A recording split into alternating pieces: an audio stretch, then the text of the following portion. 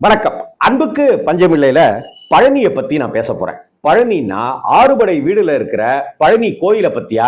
இல்ல, பழனி அப்படிங்கிற ஒரு நண்பனை பற்றி.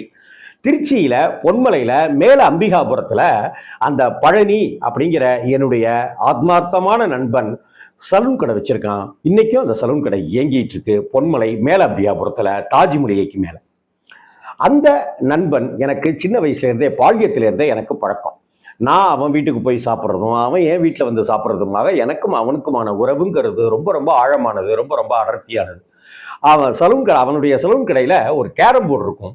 அந்த கேரம் போர்டில் உட்காந்து ஃப்ரீயாக இருக்கிற சமயத்தில் விளையாட ஆரம்பித்தோம் அப்படின்னு சொன்னாக்க, உடம்பு முழுக்க பவுடர், சட்டை முழுக்க பவுடர், வேஷ்டி முழுக்க பவுடர்னு அப்படியே வெறி கொண்டு விளையாடுவோம். ஒரு தீபாவளிக்கு முதல் நாள் வந்து காசு கிடையாது. அங்கே கேரம் போர்டில் விளையாண்ட காசை வச்சுக்கிட்டு 10 பேர் சினிமாவுக்கு போனோம் அடுத்த நாள். தற்பெருமையாலாம் ஒன்றும் சொல்லிக்கல, ஏன் தற்பெருமையாக கூட இருக்கட்டும். கேரம் போர்டில் நான் பைத்தியம். நான் கேரம் போர்டில் வந்து என்னை ஜெயிக்கவே முடியாது. ஒரு கட்டத்தில் எங்கள் மாமா கேரம் போர்டு பிரமாதமாக விளையாடுவார். பாச்சா அண்ணன் அப்படின்னு காரைக்குடி கோட்டையூரில். அந்த பாச்சா அண்ணனை பற்றி நான் தனியாக ஒரு தடவை சொல்கிறேன். அந்த பாச்சா அண்ணன் வந்து எங்கள் மாமா வர்றாரு. அது வந்து ஒரு சைக்கிள் கடை, பாச்சா அண்ணன் சைக்கிள் கடை. அந்த கடைக்கு மாமா வந்தவர், டே போடா வீட்டுக்கு போடா அப்படின்னு துரத்தி விடுறாரு. ஏப்பா நாங்கள் ஜெயிச்சிட்டு இருக்கிறது உனக்கு பிடிக்கலையா அப்படின்னு சொல்கிறாரு. அவனை அப்படியே விளையாடுறான் அப்படின்னு சொல்லி கேட்டுட்டு எனக்கு ஆப்போசிட் டீமில் எங்கள் மாமா உட்காந்து விளையாடுறாரு. கண்ணை அடிச்சுட்டு ஒன்றும் பயப்படாத, உன் மாமன்றதுனாலலாம் ஒன்றும் பயப்படாத அப்படின்னு பாச்சா அண்ணன் எனக்கு சொன்னார். பாச்சா அண்ணனும் எங்கள் மாமாவும் பயங்கர தோஸ்து. அப்படிப்பட்ட ஒரு சூழ்நிலையில் எங்கள் மாமா தொடர்ந்து தோத்துக்கிட்டே இருக்கிற அளவுக்கு நான் ஜெயித்தேன் அப்படின்னா பாருங்களேன். ஒரு உதாரணத்துக்கு சொன்னேன் நான். அதுபோல் எனக்கும் பழனிக்குமான அன்பை இங்கே சொல்லணும் தான் இந்த வீடியோவே. கேரம் போர்டு, சலூன் கடை, நட்பு, ஹேர் கட்டிங்கு, தாடியை ட்ரிம் பண்ணுறது அப்படின்னு பழனிக்கும் எனக்குமான தொடர்புங்கிறது நீண்டுக்கிட்டே இருக்கும்.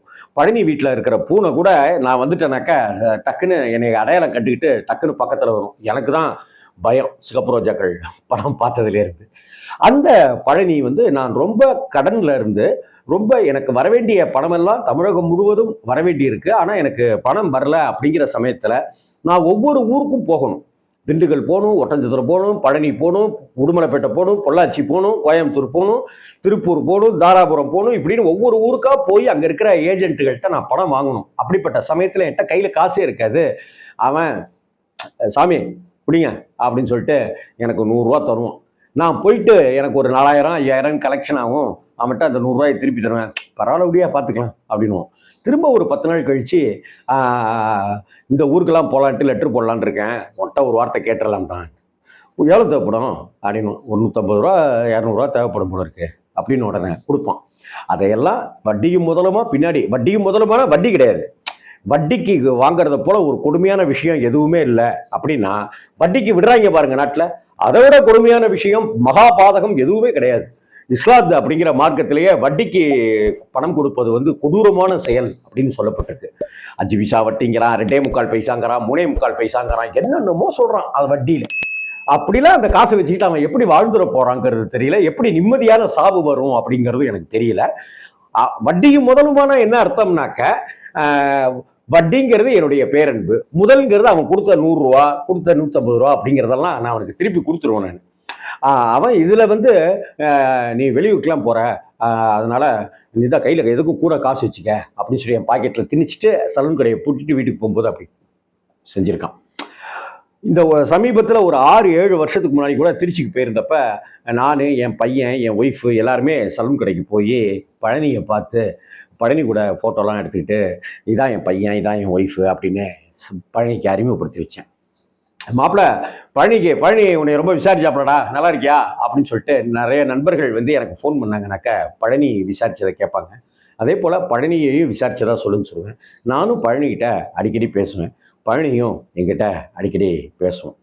எங்கே இருந்தோ ஒரு ஒரு தொடர்பு இருக்கு பாருங்க. இதுதான் இந்த ராம்ஜிங்கிறது இந்த ஜென்மத்தில், பழனிங்கிறவன் இந்த ஜென்மத்தில், 2 பேரையும் இப்படி கனெக்ட் பண்ண வச்சு அன்பை நீயும் கொடு நானும் கொடுக்குறேன்னு எந்த எதிர்பார்ப்புமே இல்லாமல் கொடுக்குற அன்பு இருக்குல்ல, அந்த அன்புக்கு இந்த உலகத்தில் மனிதர்கள் இருந்து கொண்டே இருக்கிறார்கள், பஞ்சமே இல்லை.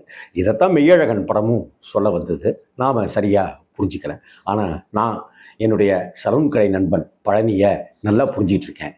I love you Palani. வணக்கம்.